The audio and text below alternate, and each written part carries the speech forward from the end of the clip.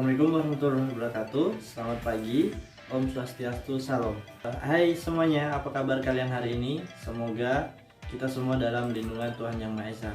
Nah, jadi izinkan saya memperkenalkan diri terlebih dahulu. Perkenalkan, nama saya Sigit Prasetyo.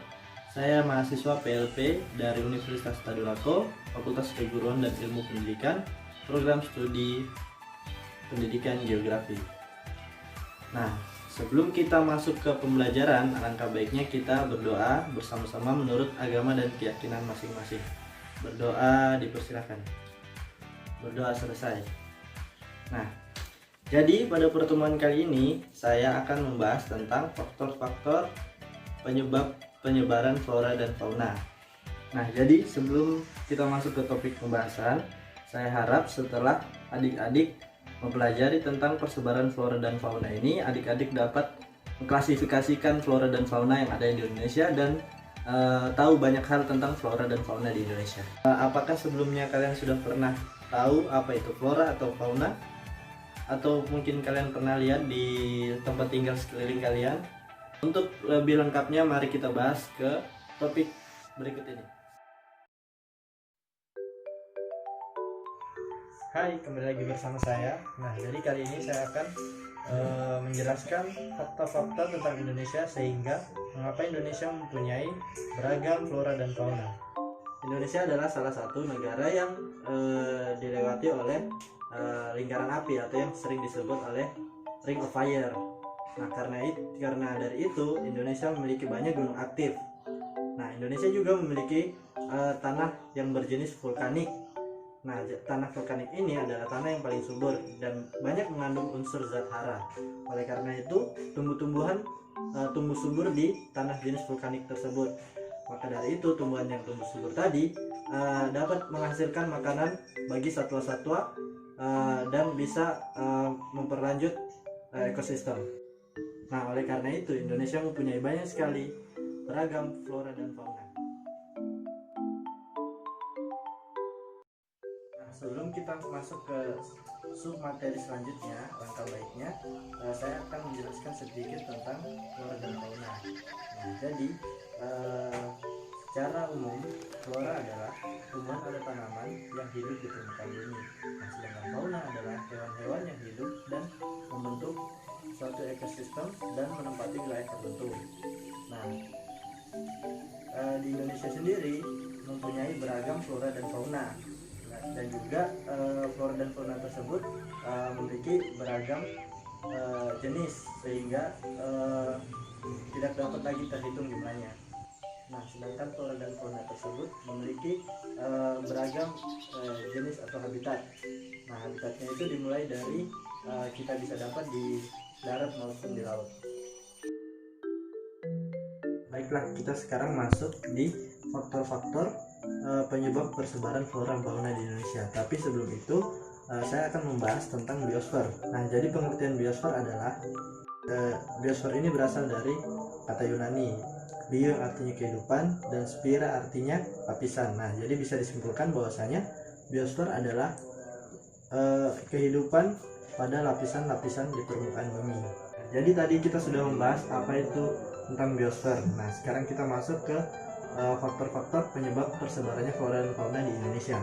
Nah, jadi faktor tersebut yang menyebabkan penyebaran flora di Indonesia itu ada 4. Yang pertama faktor klimatik, kedua faktor edafik, ketiga faktor biologi, dan keempat itu adalah faktor topografi. Nah, jadi saya akan menjelaskan satu-satu tentang 4 faktor tersebut. Nah, yang pertama itu faktor klimatik. Nah, itu faktor iklim. Nah, faktor klimatik adalah faktor yang paling dominan untuk penyebaran flora dan fauna di Indonesia. Nah, untuk faktor klimatik ini meliputi 4 bagian. Yang pertama suhu, kedua angin, ketiga kelembaban, keempat curah hujan. Nah, sekarang kita masuk ke faktor penyebaran flora dan fauna yang kedua, yaitu faktor edafik atau faktor tanah. Nah, tanah di sini sangat penting untuk penyebaran flora dan fauna dikarenakan tanah ini adalah salah satu media di mana flora dan fauna itu berkembang biak. Nah, yang ketiga adalah faktor topografi.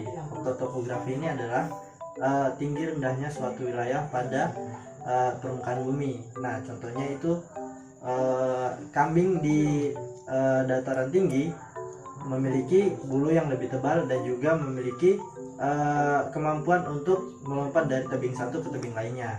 Nah, yang terakhir ini adalah faktor keempat, yaitu faktor biotik. Nah, contohnya penyebaran flora dan fauna yang disebabkan oleh manusia itu seperti, nah kalian pernah kan jalan-jalan ke kebun binatang. Nah, di sana itu pasti ada flora fauna yang tidak kita dapat di Indonesia. Contohnya seperti jerapah atau tidak penguin. Nah, penguin itu habitatnya kan memang bukan di Indonesia, tapi kalau penguin itu habitatnya ada di kutub utara. Nah, sedangkan jerapah biasa habitatnya ada di daerah Afrika. Nah, sekarang gara-gara manusia membawanya ke kebun binatang, akhirnya kalian bisa lihat dan flora dan fauna bisa berkembang biak di daerah tersebut. Baiklah, kakak sekarang akan menjelaskan pembagian flora dan fauna melalui peta Indonesia yang kakak tampilkan sekarang. Nah, sebelum itu kakak mau bertanya sesuatu. Di sini kalian sudah tahu apa sebenarnya itu peta. Nah, baiklah, kakak akan menjelaskan sedikit sebenarnya peta itu apa sih. Nah, peta adalah gambaran sebagian atau seluruh wilayah di permukaan bumi dengan berbagai kenampakannya pada bidang datar yang diperkecil dengan skala tertentu. Di dalam peta tersebut biasanya terdapat banyak garis, warna, dan juga simbol yang berguna untuk menerangkan keadaan dunia sebenarnya. Selain simbol, peta tematik persebaran hewan juga terdapat garis Wallace dan Weber seperti yang kalian lihat bersama di peta tersebut. Ada dua garis yang memisah antara Indonesia bagian barat dan Indonesia bagian timur. Nah, garis tersebut biasanya dikenal sebagai garis Wallace dan Weber. Nah, apa sih garis Wallace dan Weber tersebut? Nah, kakak akan jelaskan sedikit mengenai dua garis tersebut. Nah, garis Wallace dan Weber merupakan dua garis khayal yang digambarkan pada peta. Kedua garis tersebut membatasi persebaran fauna di Indonesia dan dibuat pada tahun 1959 oleh seorang naturalis Inggris bernama Alfred Russel Wallace. Ini dia mukanya. Sudah pernah lihat? Sama, kakak juga belum. Nah, jadi pemberian nama Wallace dan Weber dilakukan oleh ahli biologi dari Inggris bernama Thomas Henry Huxley. Wallace melakukan pembagian wilayah Indonesia menjadi 3 wilayah ketika melakukan perjalanannya melewati Hindia Timur sekitar abad ke-19 dan melakukan penelitian tentang persebaran flora dan fauna. Garis Wallace adalah garis pembagi wilayah sebagian flora fauna yang dilakukan berdasarkan adanya perbedaan ciri hewan di bagian timur dan barat Indonesia. Sedangkan garis Weber juga membagi Indonesia menjadi 2 bagian, yakni bagian tengah dan timur. Nah, kakak akan menceritakan sedikit sejarah pembagian wilayah tersebut. Nah, sebelum Wallace, beberapa penjelajah juga telah mencatat adanya perbedaan fauna dan flora di wilayah barat dan timur Indonesia. Pada tahun 1521, Ferdinand Magellan dan Antonio Pigafetta mencatat perbedaan kondisi biologi antara Filipina dan Kepulauan Maluku pada sisi yang berlawanan. Selain itu, pengamatan akan perbedaan fauna antara kedua wilayah juga telah dilakukan oleh seorang navigator dari Inggris bernama George Windus Earle. Nah, jadi sekarang kakak akan menjelaskan pembagian kawasan garis Wallace dan Weber. Nah, 2 garis khayal ini membagi persebaran flora dan fauna menjadi 3 kawasan, yaitu Asia, Peralihan, dan Australia. Jika digabung, maka urutannya adalah kawasan Asia, garis Wallace, kawasan Peralihan, garis Weber, kawasan Australia dan Pasifik. Nah, jadi kakak akan menjelaskan sedikit mengenai kawasan Asia. Nah, di sisi barat kawasan Wallace merupakan habitat bagi flora dan fauna yang berhubungan dengan spesies Asia atau tipe Asiatis. Nah, jadi di sebelah barat garis Wallace tersebut, tipe flora dan faunanya hampir mirip dengan tipe flora fauna dengan kawasan Asia. Nah, salah satu karakteristik hewan Asia adalah mamalia berukuran besar seperti gajah, kerbau, dan teman-temannya. Sedangkan contoh flora yang ada di daerah ini yaitu bunga anggrek, pohon jati, kayu manis, Rafflesia arnoldi, kayu kapur, nangka, rotan, dan banyak lagi. Nah, garis Wallace ini memisahkan ekozon Asia dan Wallacea. Wallacea adalah zona transisi antara benua Asia dan Australia. Ekozon merupakan sistem pembagian biogeografi dari permukaan daratan di bumi yang dilakukan berdasarkan persebaran hewan-hewan darat.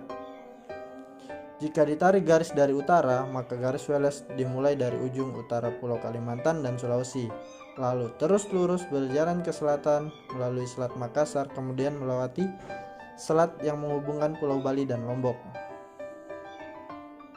Kemudian Thomas Huxley menambahkan atau memperbarui garis Wallace dengan menarik garis lebih ke utara lagi hingga melewati sisi timur Kepulauan Filipina. Nah, tadi itu kan kawasan Asia.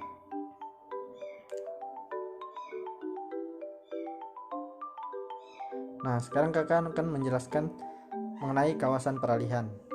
Kawasan peralihan juga disebut area Wallacea. Ciri-ciri hewan dan tumbuhan yang ada di sini antara campuran spesies asal Asia dan Australia. Contohnya adalah babi rusa, kuskus, biawak, anoa, tapir, dan komodo. Sedangkan contoh floranya adalah pohon cendana, kayu putih, dan pohon eboni. Nah, terus kalian tahu nggak apa fauna endemik dari kawasan peralihan tersebut? Betul, anoa dan juga pohon eboni. Nah, anoa dan pohon eboni ini adalah salah satu flora dan fauna endemik bagi kawasan peralihan. Karena apa? Karena anoa dan juga kayu eboni tersebut tidak dapat dijumpai di kawasan-kawasan lain, sehingga anoa dan juga kayu eboni tersebut dibilang sebagai fauna dan flora endemik. Nah, kita beralih ke garis Weber. Nah, garis Weber merupakan garis khayal yang membatasi wilayah sebaran tumbuhan dan satwa antara dataran-dataran Sahul dan bagian barat Indonesia. Nah, garis ini dimulai dari utara, yakni dari Kepulauan Maluku hingga ke sisi barat paparan Sahul, kemudian dari dangkalan Sahul menuju sisi timur Nusa Tenggara Timur.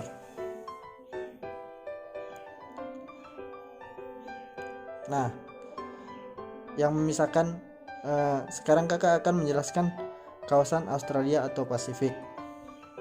Nah, kawasan Australia atau Pasifik adalah daerah sebaran hewan dan tumbuhan di timur garis Weber.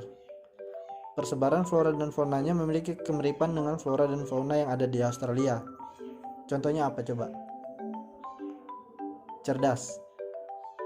Contohnya yaitu cendrawasih, burung kasuari, burung betet, reptil, dan berbagai jenis amfibi.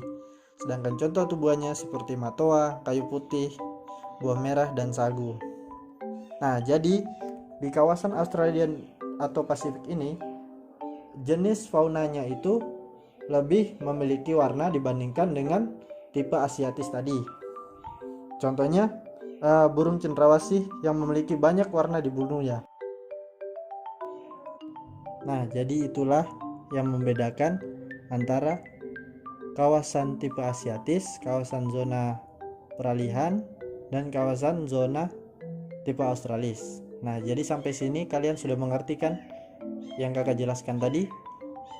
Semoga kalian setelah mempelajari persebaran flora fauna di Indonesia, kalian dapat membedakan mana tipe hewan atau fauna dan flora kawasan Asia, mana tipe flora dan fauna kawasan peralihan, dan mana tipe flora dan fauna kawasan Australis.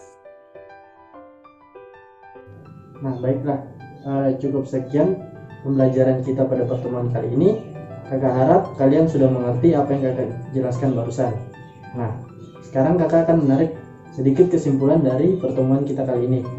Nah, Indonesia adalah negara yang dijuluki sebagai biodiversitas dan menempati peringkat ketiga di dunia karena sedikit banyaknya menyumbang berbagai jenis burung, reptil, dan juga tanaman. Nah, Selain itu, Indonesia dibagi menjadi 3 kawasan. Nah, yang pertama itu kawasan tipe Asia, yang kedua kawasan tipe peralihan, dan yang ketiga kawasan tipe Australis. Sekian pertemuan kali ini. Apakah ada yang akan bertanya? Baiklah, kalau memang tidak ada yang bertanya, kakak akan sudahi pertemuan kali ini dengan ucapan alhamdulillahirabbil alamin, wabillahi taufiq wal hidayah. Assalamualaikum warahmatullahi wabarakatuh.